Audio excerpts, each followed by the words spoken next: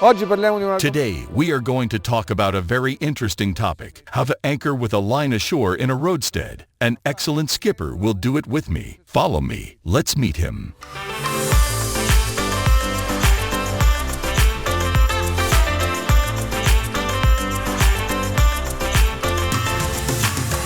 In this SVN sailing lesson, we are going to talk about anchoring with a line ashore, a very useful technique to learn because we will need it on several occasions, and we are going to find out about that. To tell you about this technique, I have here with me Carlo Maywald from Altura, one of the best-known sailing schools in Rome, and certainly one of the most enjoyable because they organize a lot of different activities, school and boat trips too. Hi, Carlo.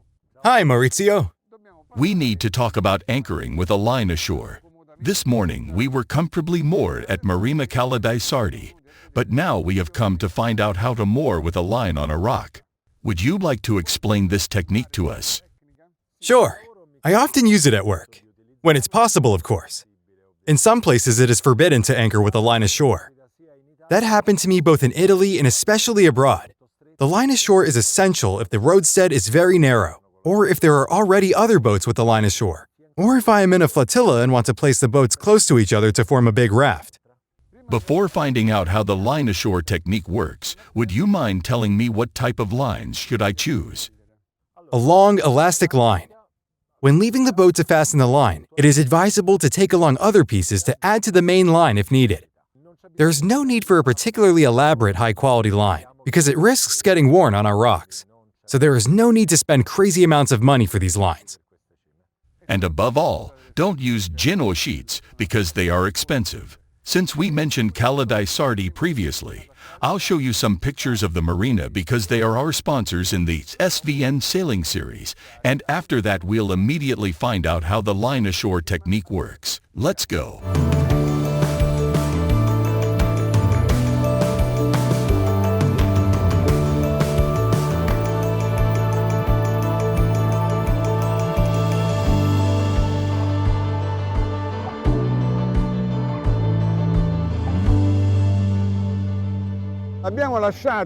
We left the Oceanus 46 to look for a place where to take our line ashore. We will inspect a stretch of coast and see if we can find a spot where to secure the line. Carlo, when you perform this maneuver, where do you usually prefer to tie the line? If possible, I look for a protruding rock, which is the support that makes me feel more comfortable. Alternatively, a tree is also very good, provided of course it has deep roots and seems capable of holding the weight of the boat under the influence of the wind. So we have to look for a proper big trunk and not a small tree. That's it. Here we are. Now let's find a way to stop. Can we use that group of rocks to fasten our line?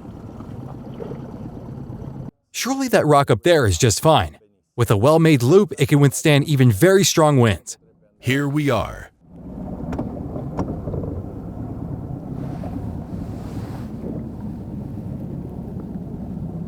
Watch out for the engine. Well, let's get close.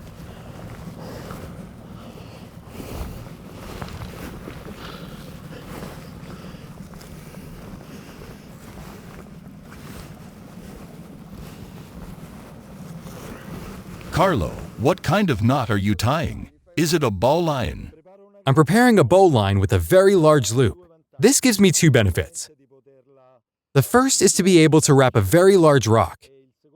And the second is that when I want to untie it, I will not need to go ashore again to unfasten it.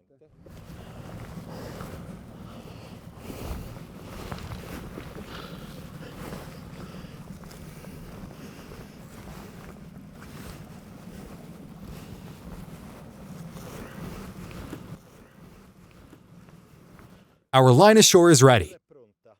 Okay. Of course, the line placed up there can hold anything. That rock actually seems very solid and capable of withstanding anything. Well, now what? Carlo returns on board with the line, and we will tell Simona, our skipper, Eccoci qua. to join us with the boat. She has to approach astern after casting anchor. Simona from Maurizio, over. Oxymona, perform the maneuver and come back astern. Thank you. Carlo, why do you first take the line ashore and then bring the boat closer? Because the operator, no matter how fit, must work with an untensioned line. So I want them to have all the time to choose the best position, the most suitable rock, and then, once we have fastened the line, we can roll it out comfortably, and the boat, after casting anchor, comes to take the line back. So is it wrong to tie the line to the boat, swim the line ashore, and tie it to a rock or tree? I find that very dangerous. Dangerous and troublesome, so I do not recommend it. Carlo told me that many years ago, a person died because after they jumped into the water to swim the line ashore, with the line tied to their wrist, the line was caught in the propeller that was still moving, and the propeller sucked in both the line and the person.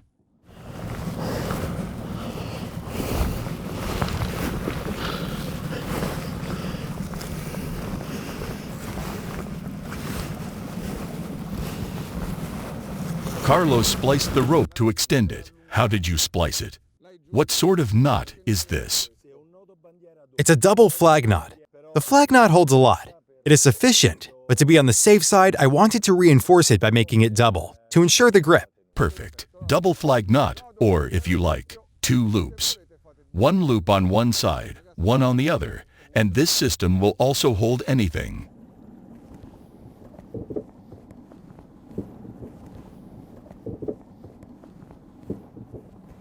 Simona has cast anchor and is coming back.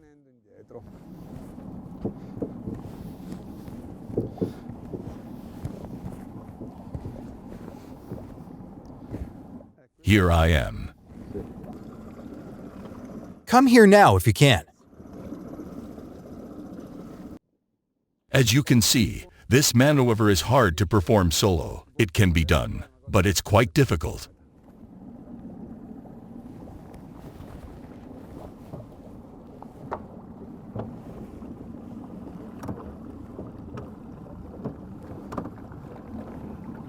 Ok, tieni.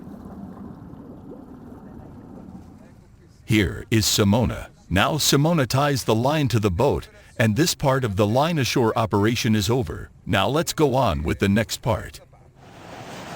Before moving on to the next step of the line ashore maneuver, I would like to add a few words about the last 2 tests that need to be done once we have laid our line. What do you think we should do? I would like to be sure that the line is holding and that the anchor is caught on the seabed. So, without jerking, with the engine idling, I first try to move forward slightly and check that the line ashore is holding well, and secondly, I reverse with the engine idling to be sure that the anchor has set. I hit the gas a bit, let the chain stretch, and if it holds and does not jerk back, it means it is set well. Now let's move on to another step of the maneuver and talk about safety. Not our own safety, but that of others. Consider that once this line is in the water, it becomes pretty much invisible, especially at sunset and just before dawn. In those moments, it's almost impossible to see it. The line is so thin, you can't see it from afar. Our task is to make it visible to everyone. If we do not do this, a tender passing our stern would risk catching our line with the propeller, if it is lucky and the line is not in mid-air at that moment. If the line is tensioned and raised above the water, it may happen that the dinghy passes under it, but the pilot can't, so they would get seriously hurt if they collided with the line. Carlo, how can we make our line visible? We can use the fenders. We take 2, 3, 4 fenders depending on the length of the line, and fasten them to the rope itself with a clove hitch. I would still make a small safety hook for the clove hitch, which certainly doesn't slide on the line, so that when it's not under tension, it doesn't accidentally untie. We will place the fenders at equal distances along the entire length of the line, so that it is clearly visible and out of the water. This is a crucial thing to do. It is not something that can be avoided. Also because if that line hits someone, it hurts them, and you will be held responsible because the line belongs to your boat, and you are its skipper. Speaking of responsibility, I would also point out that anchoring with a line ashore is not possible everywhere. There are places where it is forbidden. There are local Coast Guard policies forbidding this, so I would advise you before using this technique to check if there is a rule forbidding it. In places like Greece and Croatia, it is rarely forbidden. In Italy, it happens more often. Now let's go back on board and examine one last problem that concerns the line ashore technique.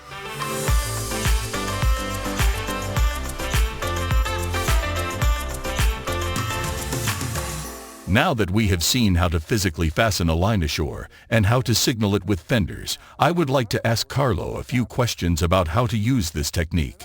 Carlo, first of all, I need to understand when I should use this technique. When should we anchor with a line ashore? I definitely anchor with the line ashore if I want to moor in a narrow roadstead and therefore I don't want to perform a basic anchoring, or I don't want to clutter a large body of water. I can anchor with the line ashore, being careful to place it with stern wind. Another question is, we performed this maneuver with the help of several people. There were 2 skippers on this boat, the 2 of us on the dinghy. That is, 4 people to perform a maneuver near the shore.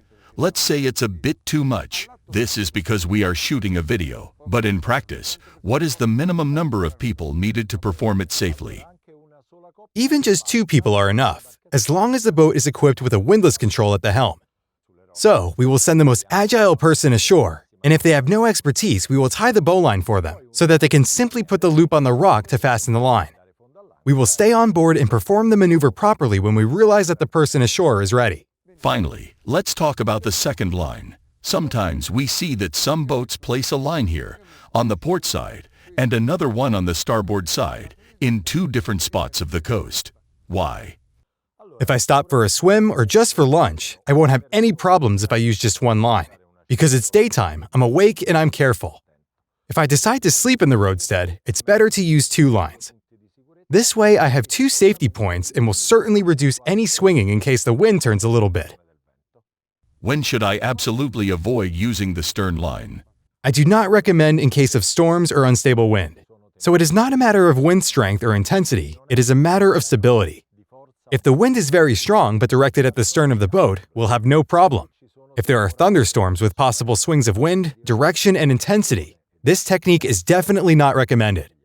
And I would like to add one more thing. If you enter a roadstead that is crowded with anchored boats, you cannot think of taking a line ashore because the line ashore locks your boat in one position while the others rotate. So if your boat intersects the turning circle of another boat, the collision is inevitable. So if I enter a crowded roadstead tie, we'll use the basic anchoring technique. Earlier, Carlo mentioned storms. Storms are a source of trouble when you are at anchor because they cause strong wind shifts that are absolutely unpredictable. So you won't be able to know where the wind will end up. In those conditions, I can't remain with the line ashore. I have to unfasten it and perform at least a basic anchoring. But if it happens at night, I can't send someone ashore to unfasten the line because it's dangerous. That person gets there alone, has to climb. It's raining, there's a storm, so it can't be done. So follow my advice, unfasten the line from the boat, toss it into the water because it is properly signaled by fenders, and secure the boat. The next morning you will either go and retrieve your line with the dinghy or tie it again to the boat. One last thing. Consider in some areas the line ashore technique is heavily used, such as in Greece because there are many narrow roadsteads where you anchor with a line ashore. There you will see a lot of boats with a line ashore. And in Croatia, where some roadsteads are so narrow that I don't even cast anchor, I take 4 lines ashore. But very, very carefully, because it takes very little to get into trouble there. But it happened to me several times that I put 2 lines forward and 2 aft, getting the boat stuck in a small bay, which was really spectacular. That said, I think we've given you a pretty comprehensive overview about the line ashore technique. I thank Carlo Maywald for his advice. Thanks to you.